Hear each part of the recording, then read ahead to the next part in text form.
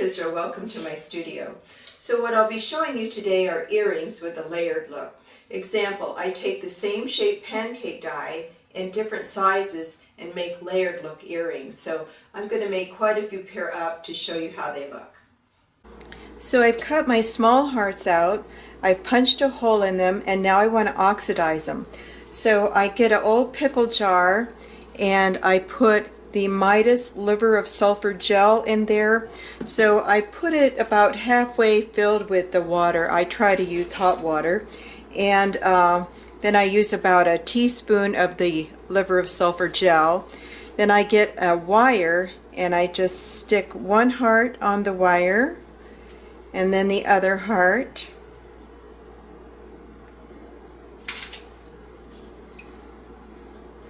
So I wrap them so they're not touching each other.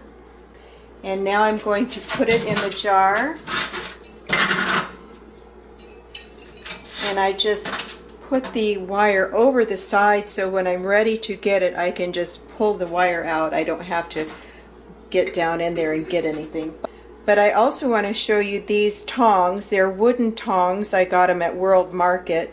And they're great for picking up bracelets or anything out of there and then just rinse them off.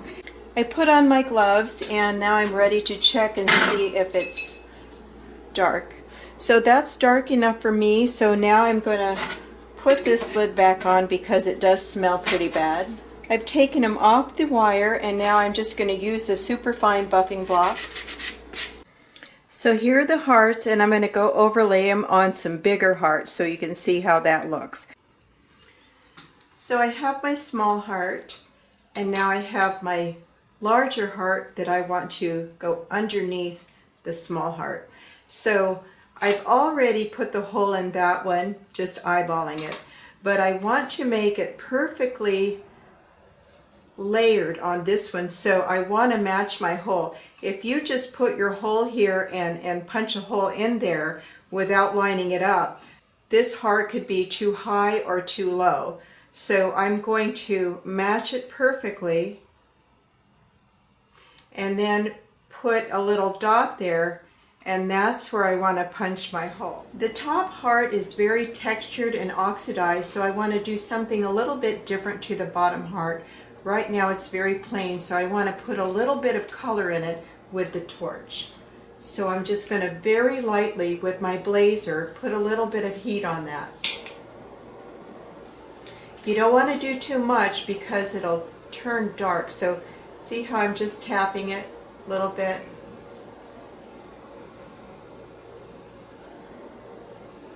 See how the color's coming? Alright, that's it. That's all you want to do, and see how the color's coming out. The top heart is 578B. It's a textured copper that I oxidized. The back heart is 578A, which I torch fired some copper. This is another example of what you can do with the hearts, or any of the ones that have more than one size in the same pattern. So I just graduated them. These are the spears. The top one is 591, and that one I torch enameled. The one behind it I used in my corrugation mill, and then I torch fired it to get that color to come out.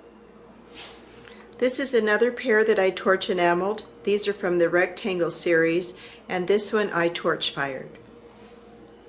So this is just an example of how different you can make your earrings look. These are the same pancake dies that I used on the last pair of earrings. The top is 558 and the back one is 700.